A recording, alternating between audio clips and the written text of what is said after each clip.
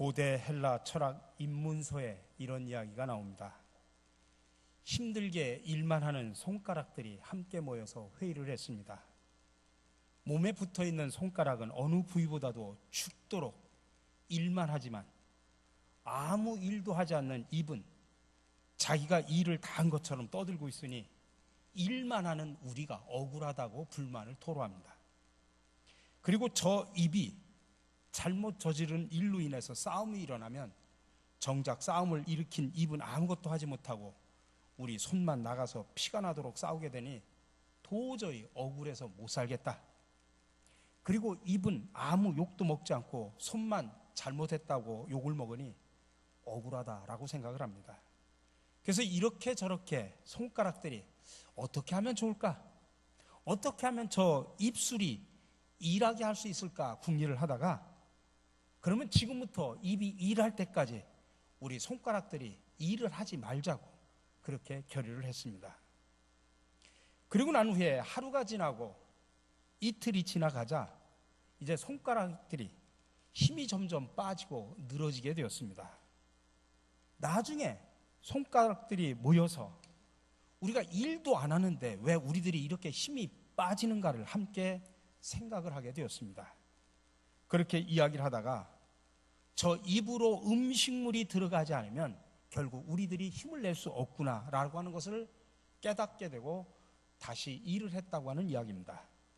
그래서 손가락들이 자기 일을 하기 시작하면서 몸이 완전해졌다라고 하는 그런 이야기입니다. 오늘 읽은 본문 말씀에 보면 3절에 특별히 바울은 생각이라는 단어를 3번이나 반복해서 사용합니다.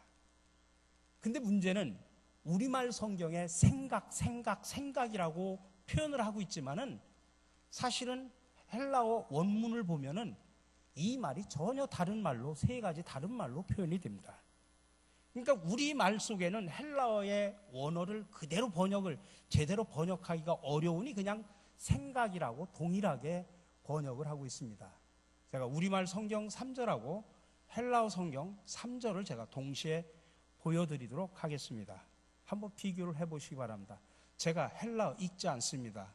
읽어도 못 알아들으시니까 제가 거기에 표시된 것이 바로 생각이라는 말을 우리 한국말로 똑같이 생각이라고 번역된 말을 헬라에서는 어떻게 다른가라고 하는 다른 것만 여러분들 보도록 제가 말하는 겁니다. 3절 내게 주신 은혜로 말미암아 너희 각 사람에게 말하노니 마땅히 생각할 그 이상의 생각을 품지 말고 오직 하나님께서 각 사람에게 나눠주신 믿음의 분량대로 지혜롭게 생각하라. 생각.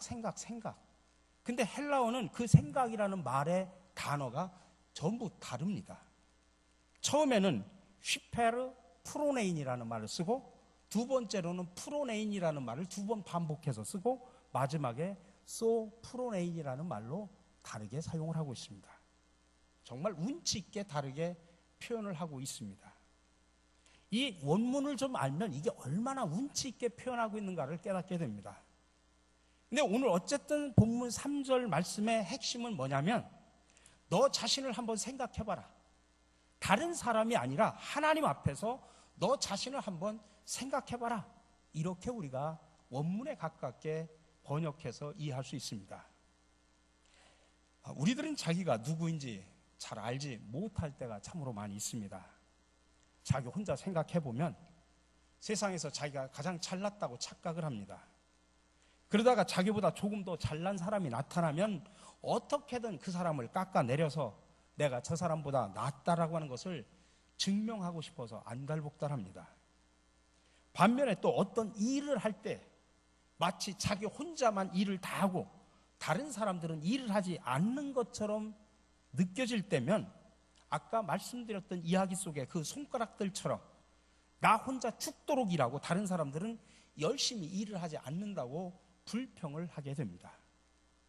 집 안에서도 마찬가지고 여러분 교회에서도 마찬가지입니다. 내가 하는 일이 교회에서 가장 중요하고 내가 일하지 않으면 교회가 돌아가지 않을 것 같은 생각으로 교회 일을 하는 사람들이 꽤 많습니다. 특별히 교회 안에서 중직자들일수록 그런 생각들을 많이 합니다.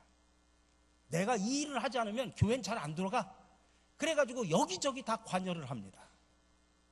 하물며 나라 일 하는 사람들도 말할 것도 없습니다. 자기가 나서지 않으면 나라가 망할 것 같은 생각으로 다른 사람들에게 양보하기는커녕 오로지 자기 자신만 정치에 가장 적합한 사람이라고 고집하는 사람들을 지금까지 봐왔고 앞으로도 당분간은 보게 될 겁니다.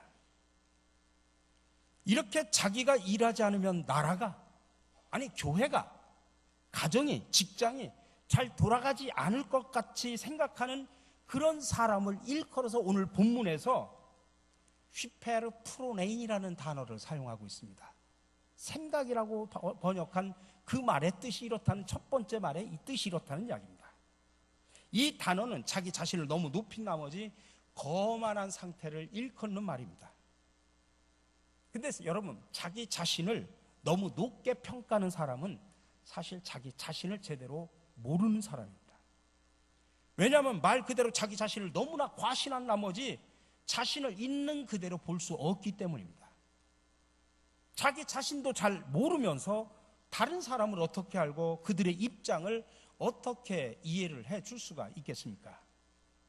다른 사람의 마음을 헤아리지도 못하면서 어떻게 하나님의 마음, 하나님의 교회를 이해한다고 말할 수 있겠습니까? 근데 스스로 그렇게 생각하며 살아가는 사람들이 참으로 많습니다. 그래서 이런 사람들을 위한 해법으로 오늘 사도 바울은 소프로네인, 프로네인이라고 하는 다른 말로 사용을 하고 있습니다. 소프로네인으로 프로네인 하라, 그 말입니다. 소프로네인이라는 말은 무슨 말이냐면 정신을 차리는 것, 성급하지 않게 침착하게 생각하는 것을 뜻하는 말이 소프로네인입니다. 그리고 프로네인이라고 하는 것은 어떤 일정한 태도를 취하는 겁니다. 일정한 태도를 취하는 것. 그러니까 침착하게 자기 자신을 먼저 헤아리고, 그게 소프로네인입니다. 그런 마음을 바탕으로 올바른 태도를 취하라, 프로네인입니다. 그래서 소프로네인으로 프로네인 하라, 그 말입니다.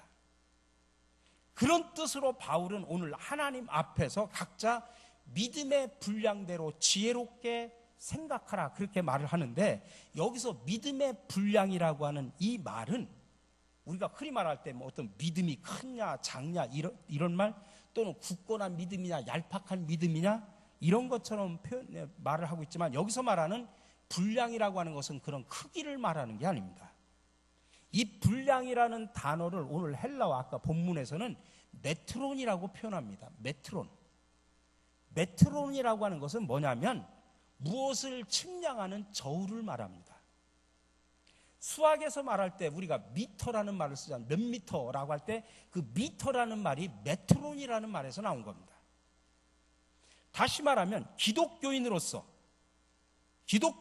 자신을 하나님 앞에 산 제사로 제물로 드리기를 원하는 사람은 자기 자신을 하나님 앞에 잘 달아보고 헤아려보라, 그 말씀입니다.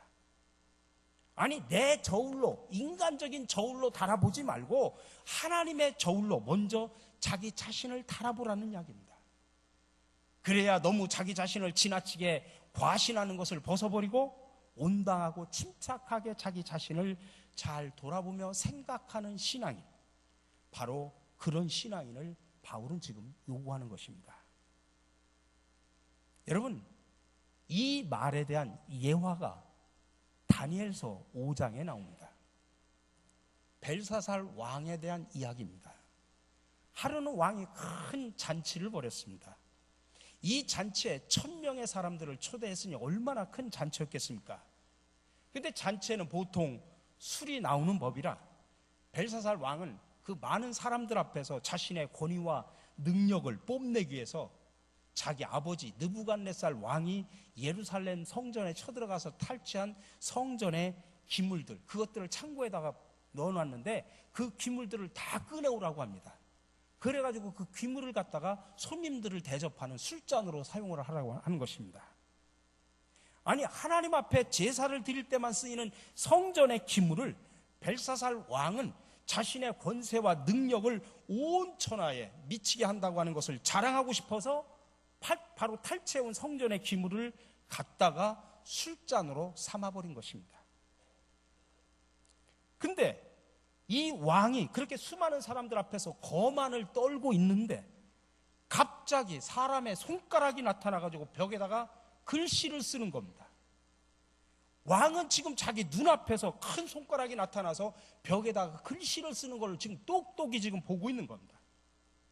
근데 뭐라고 글자가 쓰여졌는데 이 글자가 무슨 뜻인지를 모르는 겁니다. 그래서 궁금해가지고 바벨론의 점쟁이들, 바벨론의 아주 유명한 학자들을 다 불러다 놓고 그걸 읽고 해석을 해보라고 했지만은 누구도 해석을 하지 못하는 겁니다. 그러니까 이 벨사살 왕이 근심에 빠집니다.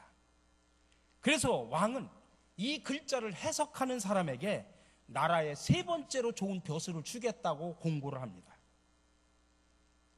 근데 이제 마침 다니엘이 나타나서 자기가 그 글자가 무엇인지를 풀이는 해주겠지만 자기는 그 권력은 필요 없다. 그렇게 말하면서 그 글자를 풀이를 해줍니다. 손가락이 나타나서 쓴 그 글자는 히브리어로 뭐냐면 메네메네 데겔 우바르신입니다. 저게 히브리어인데 저게 거꾸로 읽는 건데 지금 옆으로가 아니라 위아래로 이렇게 위에서 아래로 읽어야 됩니다. 지금 저거는 그렇게 써놨습니다. 근데 메네메네 데겔 우바르신이라는 뜻입니다. 그 글자가 그런 글자라는 이야기입니다. 근데 다니엘이 해석을 해주는데 내용이 뭐냐? 쉽게 말하면 하나님의 저울에다가 왕을 올려서 그 저울 위에 올려놓고 달아봤는데 왕이 그 저울에 모자라기 때문에 왕국은 모두 끝이 나고 끝장나고 두 나라로 나누게 된다고 하는 뜻이라고 풀이를 해줍니다. 여러분, 당시에 바벨론 제국의 왕 감히 사람의 판단으로 사람의 저울로 달아놓고 감히 판단할 수 없는 왕입니다. 그건 오히려 불충이고 반역이고 잘못하면 죽음을 각오해야 됩니다. 근데 하나님의 저울에는 왕도 없고 백성도 없습니다. 모든 사람이 똑같이 하나님의 저울에 올라가 달리게 됩니다. 하나님만이 세상이 달지 못하는 왕이라도 하나님의 저울에 달 수 있습니다. 그 하나님의 저울에 올려가지고 벨사살 왕을 달아보니까 모자랐다, 기울어졌다는 이야기입니다.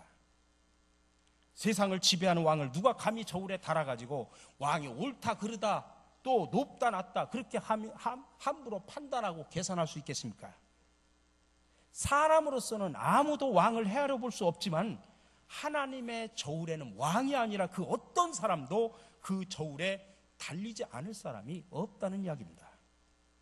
무능하고 못난 사람만 저울에 달리는 것이 아니라 권력 있고 능력 있는 황제도 그 하나님의 저울에 달린다고 하는 사실을 우리는 알아야 됩니다.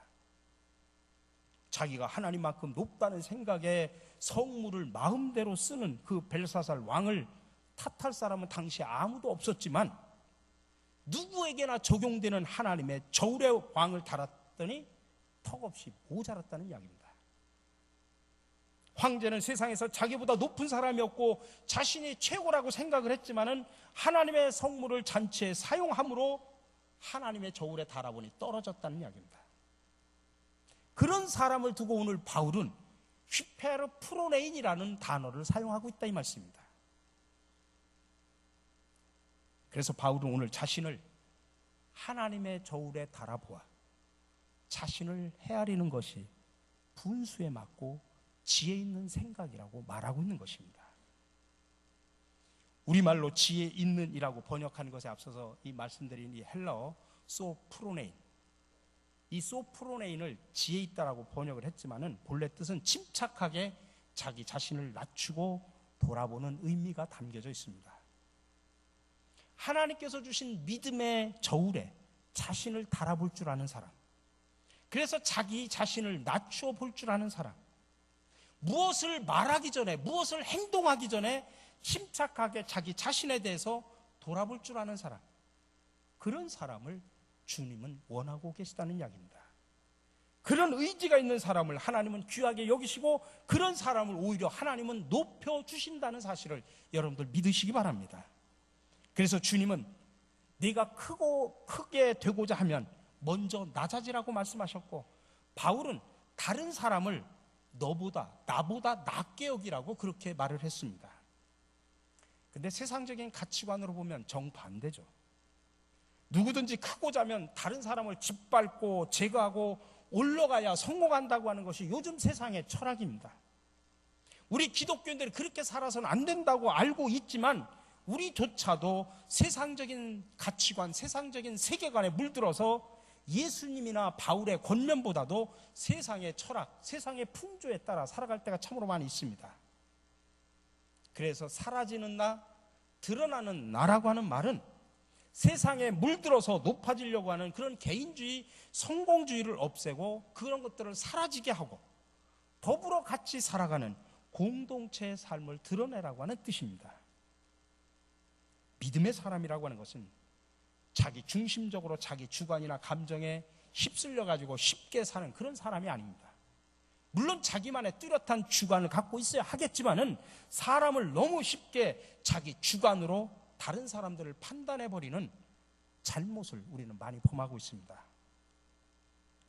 자기는 쉽게 한마디 하고 툭 잊어버렸다고 넘어가지만 그것이 다른 사람들에게는 빗으로 꽂혀가지고 얼마나 큰 상처를 주었는지 알지를 못하는 사람들이 우리 주변에는 비일비재합니다.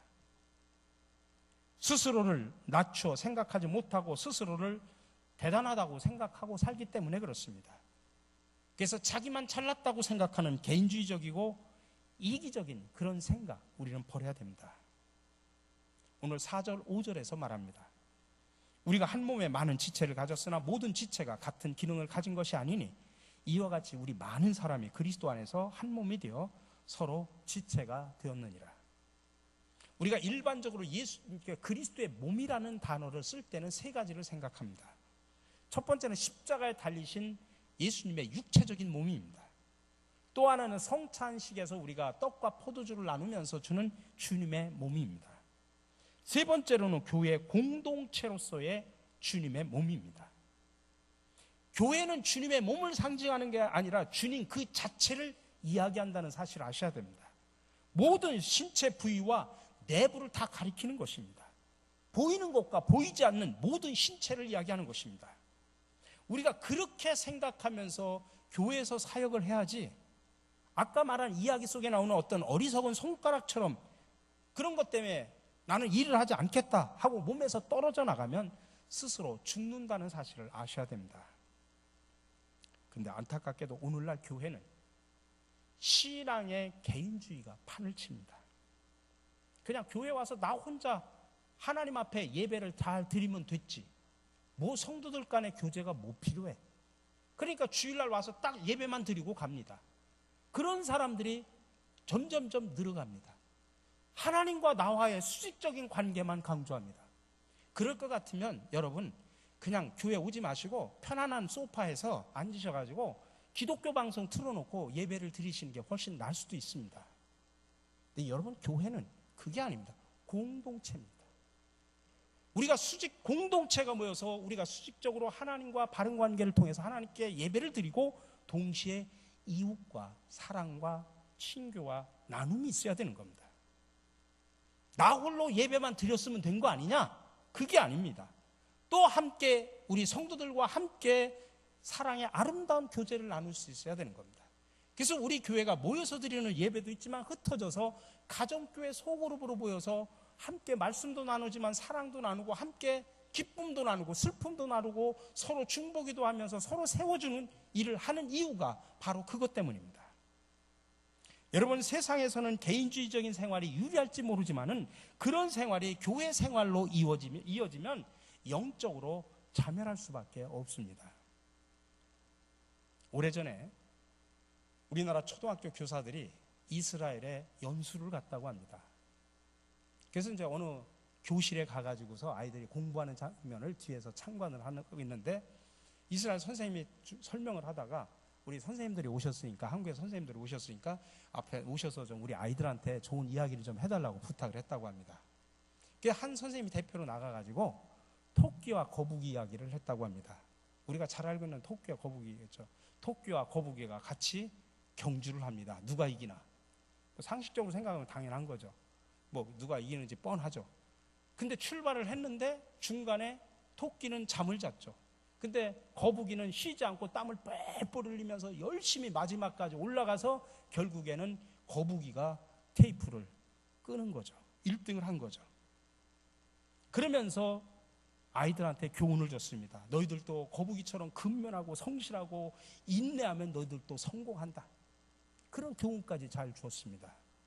그때 그 얘기를 듣던 이스라엘 초등학교 아이들이 전부 눈을 깜먹깜먹하면서 감동을 받는 게 아니라 의아하듯이 이상하듯이 쳐다보더래요. 그러더니 한 학생이 손을 딱 들면서 선생님한테 질문을 하더랍니다. 선생님, 그러면 저 산에 올라가서 우승 테이프를 끄는 그 거북이는 올라가는 도중에 토끼가 잠자는 걸 봤을 텐데 왜 토끼를 안 깨웠을까요? 그렇게 묻더라는 거예요. 왜 토끼를 안 깨고 자기 혼자 올라가서 1등 했다고 승리에 자축을 하느냐, 그 소리예요. 나 같으면 잠자는 토끼를 깨워가지고 함께 손을 잡고 함께 어깨동무하고 올라가서 함께 만세를 부를 텐데 왜 잠자는 토끼를 안 깨웠습니까? 라고 묻더라는 이야기입니다. 여러분, 나 혼자 성공하고 나 혼자 잘 살면 된다고 하는 그런 개인주의적인 사고방식을 갖고 살아가는 사람들과 더불어 함께 살아야 된다고 하는 공동체성을 강조하는 사고방식과의 극명한 차이를 보여주는 겁니다.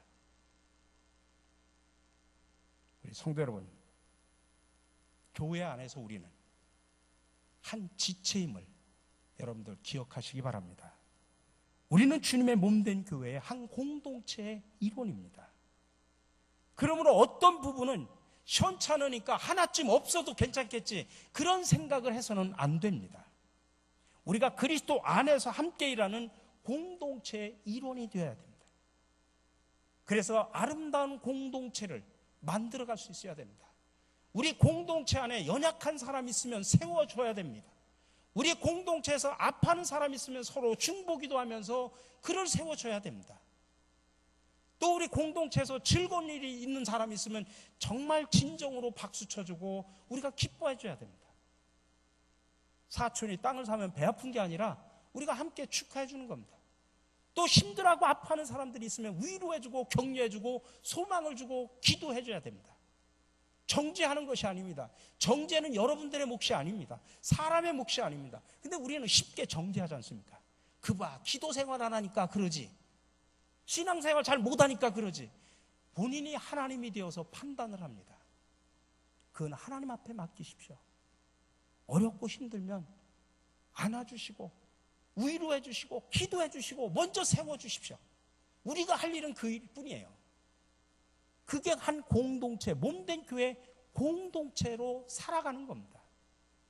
나 홀로 예배 드리는 게 아니라 이 몸된 교회 안에서 우리가 그리스도 안에서 한 형제의 삶이고 지체임을 깨달아 우리가 함께 예배 드리고 함께 나누고 함께 가는 것, 이게 바로 교회입니다. 오늘 바울은 그 이야기를 하는 것입니다.